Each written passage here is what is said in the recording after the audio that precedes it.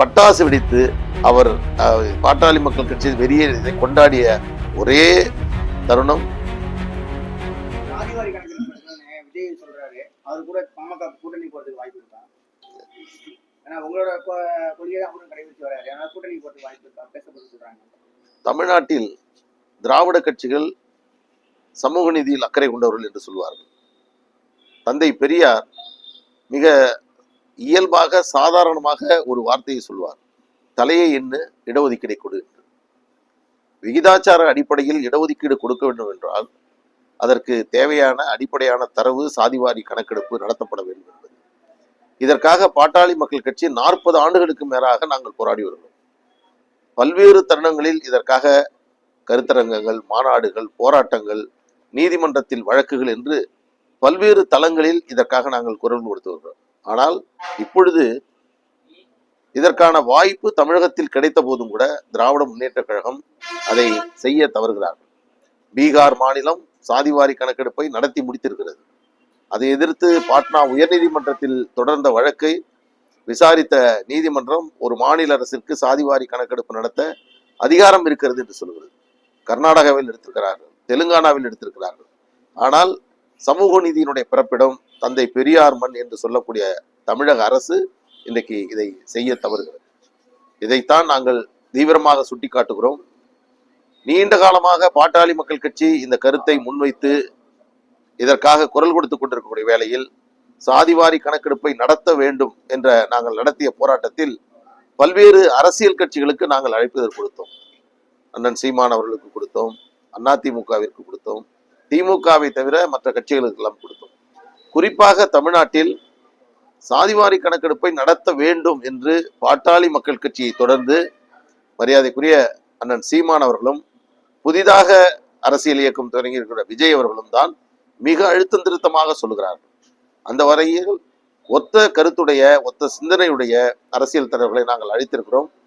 அந்த அடிப்படையில் அந்த சந்திப்பு என்பது நடத்தப்பட்டது.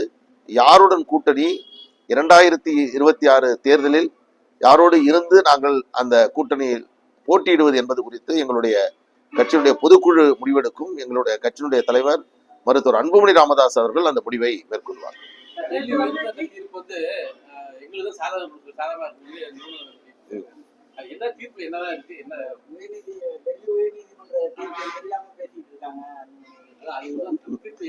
இது பல தருணங்கள்ல நாங்க இதை விளக்கியிருக்கோம். இப்ப மயிலாடுதுறையில பத்திரிகை ஊடக நண்பர்கள் உங்களுடைய சந்தேகத்தின் அடிப்படையில மீண்டும் அதை தெளிவுபடுத்த வருகிறோம்.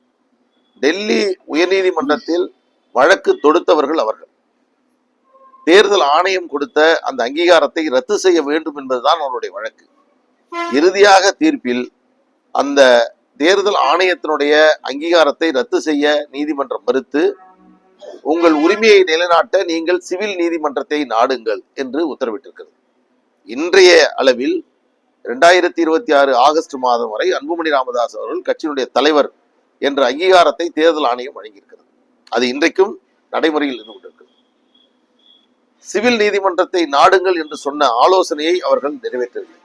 மாம்பழம் சின்னம் ஒதுக்கப்பட்டிருக்கிறது, தேர்தல் அலுவலகம் எங்களுக்கு ஒதுக்கப்பட்டிருக்கிறது. நேற்று ஒரு விளம்பரம் ஊடகத்தில் வந்தது, அபத்தமான ஒரு விளம்பரம். நீங்கள் எல்லா ஊடகங்களிலும் தினமணி, இந்தியன் எக்ஸ்பிரஸை தவிர மற்ற எல்லா ஊடகத்திலும் விளம்பரம் வந்தது. எனக்கு தெரிந்து என்னுடைய 25 ஆண்டுகால வழக்கறிஞர் அனுபவத்தில் நான் சொல்லுகிறேன், இப்படி ஒரு அபத்தமான ஒரு அறிவிப்பை நான் இதுவரையில் பார்த்ததே இல்லை. பாட்டாளி மக்கள் கட்சி என்பது ஒரு பலமான ஒரு இயக்கம். பல்வேறு போராட்டங்களை, சட்ட போராட்டங்களை நாங்கள் நடத்தியிருக்கிறோம். உச்ச நீதிமன்றத்திலிருந்து, உயர் நீதிமன்றத்திலிருந்து பல்வேறு தளங்களில் மிக முக்கியமான பிரச்சனைகளை கையில் எடுத்து சட்ட போராட்டங்களை நடத்தி வெற்றி கண்ட இந்த இயக்கம் கொடுத்திருக்காங்க. 2 விதமான அறிவிப்புகளை ஒரே நாளில் அவர்கள் வழங்கியிருக்கிறார்கள். அவர்கள் கொடுத்திருக்கக்கூடிய அந்த அறிவிப்பினுடைய ஒட்டுமொத்த சாரம்சமும் என்னவென்றால், வரக்கூடிய 2026 தேர்தலில் கூட்டணிக்கான பேச்சுவார்த்தையை அரசியல் இயக்கங்கள் தொடங்கி கொண்டிருக்கக்கூடிய வேளையில் அவர்களை இதுவரையில் அழைக்கவில்லை, அவர்களை யாரும் திரும்பி பார்க்கவில்லை என்ற காரணத்திற்காக ஒரு நோட்டீஸ், லீகல் நோட்டீஸ்னு கொடுத்து யாரும் பேச்சுவார்த்தையை நடத்தக்கூடாது என்று ஒரு சிறுபிள்ளைத்தனமான ஒரு ஒரு அறிக்கை நேற்று ஒரு அறிவிப்பை வெளியிட்டிருக்கிறார்கள். அது நீதிமன்ற அவமதிப்பு என்கிறார்கள், இறுதி நோட்டீஸ் என்கிறார்கள், இறுதி எச்சரிக்கை என்கிறார்கள், இல்லை என்றால் உங்கள் மீது சட்டப்படியான நடவடிக்கை எடுப்போம் என்று அதில் குறிப்பிட்டிருக்கிறார்கள்.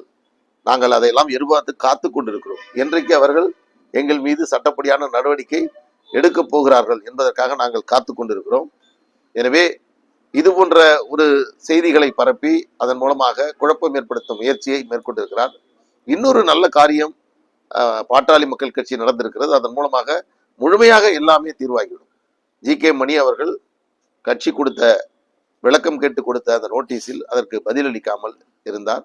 அதன் காரணமாக நேற்று அடிப்படை உறுப்பினர் பொறுப்பில் இருந்து நீக்கப்பட்டிருக்கிறார். ஒரு கட்சியிலிருந்து ஒருவர் நீக்கப்பட்டதற்காக தமிழ்நாடு முழுவதும் சோரொட்டி ஒட்டி இனிப்பு கொடுத்து பட்டாசு வெடித்து அவர் பாட்டாளி மக்கள் கட்சி வெறியை கொண்டாடிய ஒரே தருணம் அது ஜி.கே. மணி அவர்களுக்கு தான் நடந்திருக்கிறது. இது எங்களுக்கெல்லாம் ஒரு மகிழ்ச்சியான ஒரு விஷயம். இதோடு எங்கள் கட்சியில் இருக்கக்கூடிய எல்லா குழப்பங்களும் தீர்ந்து போயிருக்கிறது. அவர் சமீபத்தில் 29ஆம் தேதி சேலத்தில் நடத்துவதற்காக பொதுக்குழுக்கான ஏற்பாடுகளை செய்து கொண்டிருக்கிறார்கள். அது ஒரு சட்டவிரோதமானது. அப்படி ஒரு பொதுக்குழுவை நடத்தக்கூடிய அதிகாரம் அவர்களுக்கு இல்லை.